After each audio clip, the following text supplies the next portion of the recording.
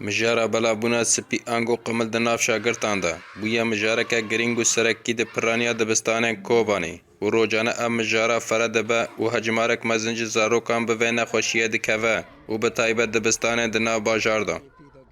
أعراض الصبيان يعني سري سروقة بلدك يعني بيني خطيجة يعني شكلي خطيجة وهردام يعني بوري خد خورينه فالفردا أم زون إنه مشكلة كخويا فقدام يكون مسا وضع يود شوبين زون إنه سبي فيرا هيا فأموتنا ريفاباري الفردا أم وين دشينا هيفي سور يعني دشينا مال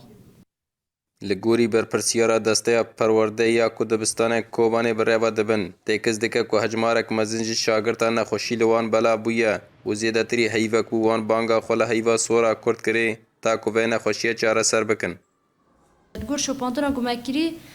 نزدیک 1000 شاگردی به امبیژن نخواشی به نخواشی کتیه الگور امبیژن چهارسری گامجیرا بیمنن چیه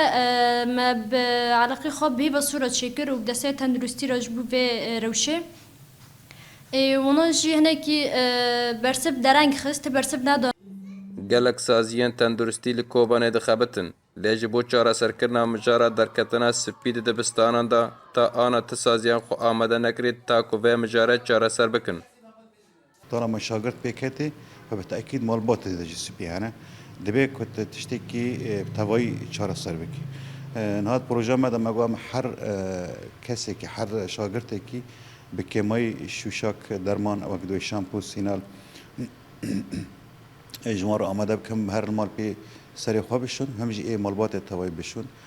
دست هیوا سور دوی گوه او درمانا تنه Li gorî nêrînên gelek pizîşkan ku çareseriyeke bilez ji vê nexweşiyê re çê nebe, di rojên pêş tevê gelek nexweşiyên dîn di navbera şagirtan de bela bibin. Baramis ku ên ART Koban.